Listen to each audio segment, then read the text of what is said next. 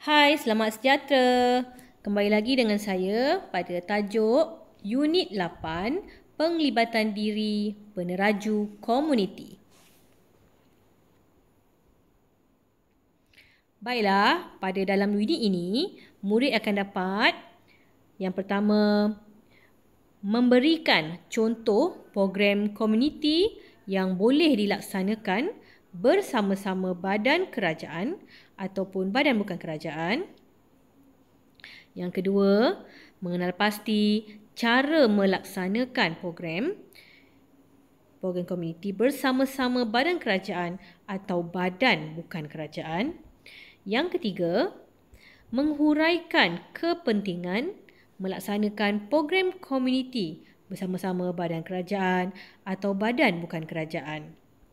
Yang keempat, meramalkan implikasi ataupun kesan kurang penglibatan dalam program komuniti bersama-sama badan kerajaan atau badan bukan kerajaan. Yang kelima, mengekspresikan perasaan apabila melibatkan diri dalam program komuniti bersama-sama badan kerajaan atau badan bukan kerajaan. Dan akhir sekali, yang keenam, melibatkan diri dalam program komuniti bersama-sama badan kerajaan atau badan bukan kerajaan. Aktiviti sukarelawan merupakan amalan mulia dalam kehidupan. Bersetujukah anda? So, kita kena belajar tentang apakah aktiviti sukarelawan dalam dunia kita, dalam kehidupan seharian kita. Okey, kita rujuk kepada cadangan nilai. So, ini adalah cadangan nilai yang diberikan. Yang pertama adalah nilai patriotisme, nilai berterima kasih, nilai bekerjasama, nilai kerajinan dan akhir sekali nilai kasih sayang. So, ini adalah cadangan nilai yang boleh kita gunakan semasa menjawab soalan berkaitan dengan tajuk ini. Seterusnya, kita kenali dulu apakah konsep bagi tajuk ini. Okey, apakah dia penglibatan diri dalam program komuniti? Okey, bila kita melibatkan diri dalam aktiviti-aktiviti sukarelawan, okey, ini adalah merupakan tindakan sukarela. Maknanya kita willing, kita sendiri yang nak bantu, kita sendiri yang nak melakukan perkara ini. Okey, di mana perkara ini, tindakan ini memberi peluang kepada masyarakat ataupun individu untuk memikul tanggungjawab sebagai masyarakat. Okay, di mana program komuniti ini menjalankan aktiviti bersama-sama dengan badan kerajaan ataupun pertubuhan bukan kerajaan. So, kalau badan kerajaan ni mungkin kita ada Jabatan Kebajikan Masyarakat. Okay, kalau pertubuhan bukan kerajaan, mungkin pusat kebajikan atau seperti rumah anak-anak yatim dan sebagainya.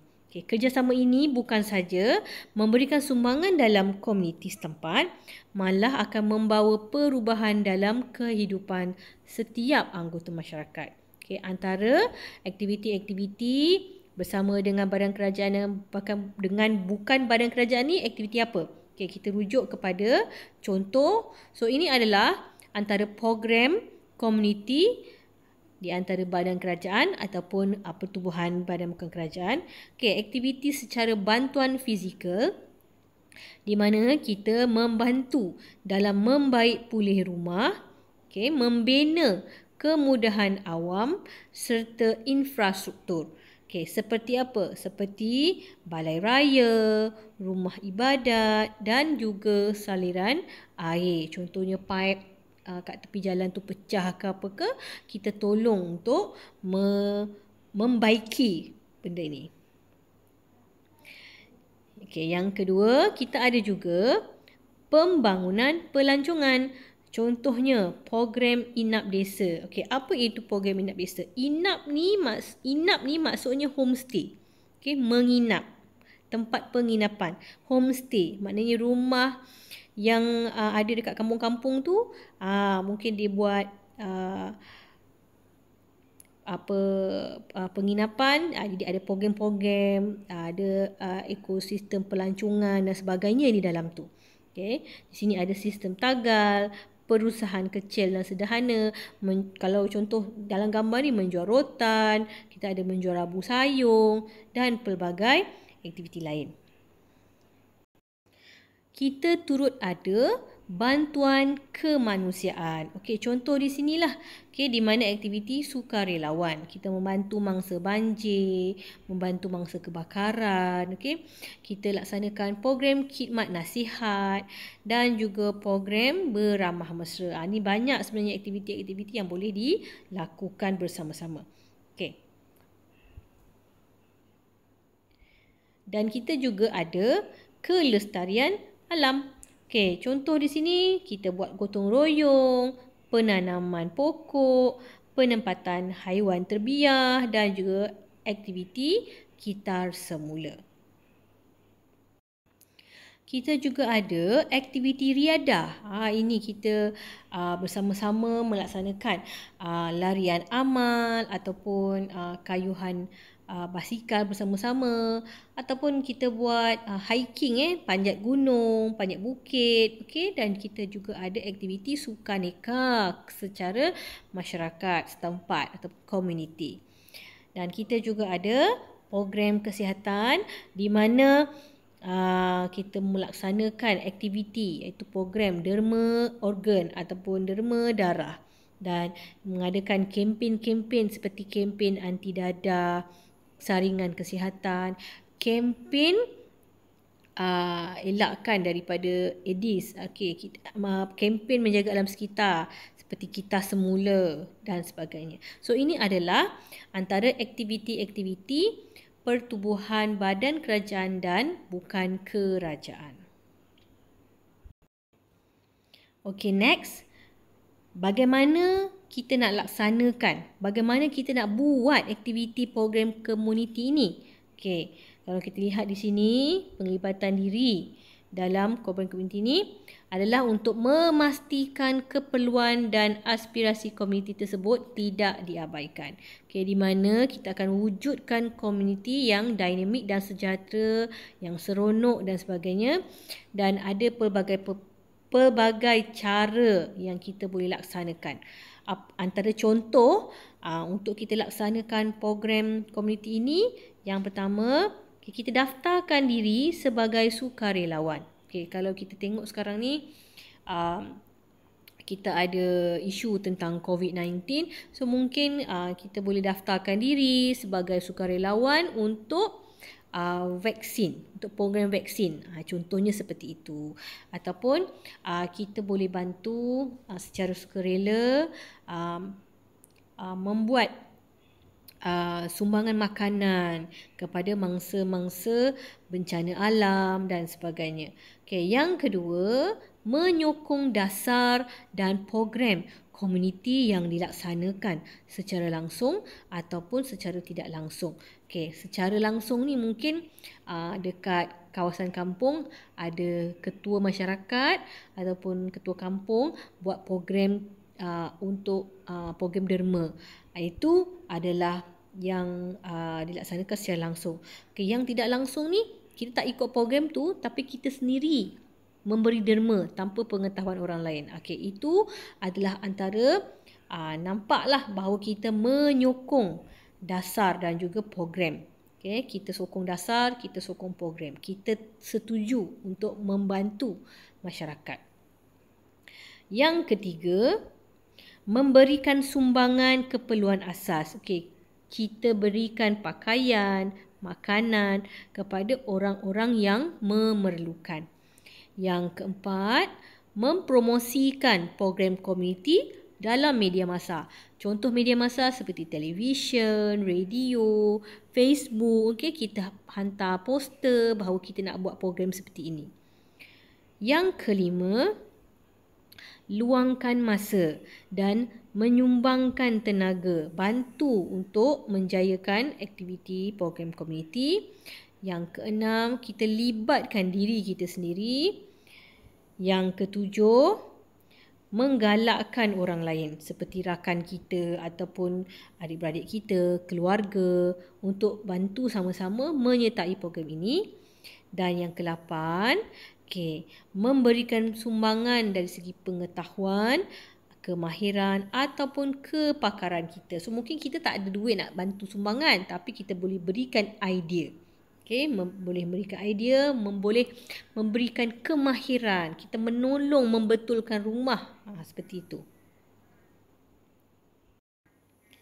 Dalam kita melaksanakan program-program komuniti ni, kita kena tahu apakah faedah ataupun apakah kepentingan. So kita kena tahu benda ni, apa faedah dia, apa kepentingannya, kenapa kita nak melaksanakan, apa kebaikan dia dalam melaksanakan program ini.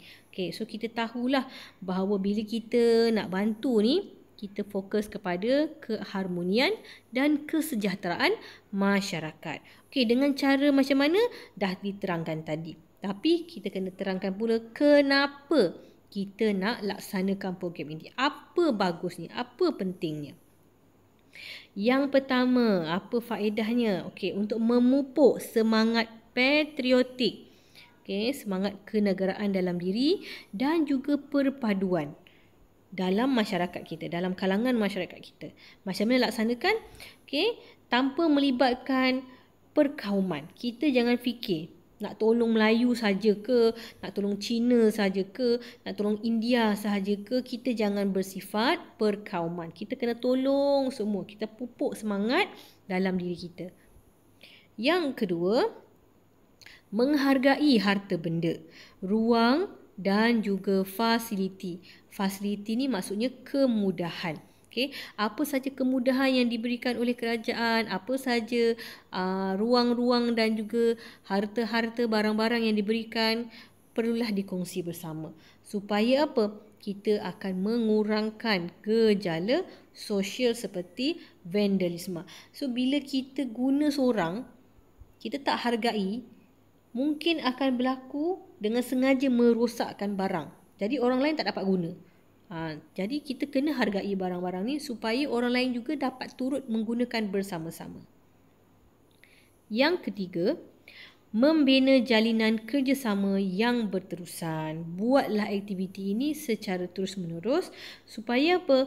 Dapat mewujudkan semangat kekitaan, iaitu semangat kerjasama, semangat sayangkan sesama sendiri dan juga budaya kerja berpasukan. Kerjasama. Yang keempat, menjadi inspirasi kepada orang lain. Apabila kita melibatkan diri dalam program komuniti ini, orang lain tengok, wow, seronoknya, wow, orang ni boleh jadi idola. Jadi ini akan dapat meningkatkan keyakinan dalam kalangan anggota masyarakat kita. Kita akan tingkatkan keyakinan mereka. Yang kelima, mampu menangani cabaran dalam negara. Dengan ini kita akan menyumbangkan segala tenaga kita, segala usaha kita, kepakaran kita dalam membangunkan negara. Dan yang keenam, menggalakkan komuniti supaya lebih bertanggungjawab dalam melaksanakan suatu program. Kita galakkan orang ramai supaya bertanggungjawab. Di mana program komuniti ini sudah pastinya akan dapat dijalankan dengan berjaya, dapat dilakukan dengan berjaya. Kalau tadi saya dah terangkan tentang cara bagaimana nak melibatkan diri. Apakah faedah-faedahnya? Cuba fikirkan. Bukan semua manusia ni bagus, bukan semua masyarakat ni bagus nak buat perkara yang baik. Ada yang tak nak membantu, ada yang tak nak melibatkan diri. Apakah kesan jika kita kurang melibatkan diri? Apakah implikasi dia ataupun kesan buruknya? Yang pertama, golongan yang memerlukan bantuan sukar mendapat pembelaan. Sebab contohlah jiran kita susah, kita orang senang. Kita tahu mereka susah, kita tak nak bantu. Kita tak nak libatkan diri dalam program komuniti. Jadi golongan orang yang susah seperti jiran kita tadi sukar mendapatkan pembelaan, sukar mendapatkan bantuan. Yang kedua, Generasi baharu akan mudah terjebak dengan tingkah laku antisosial.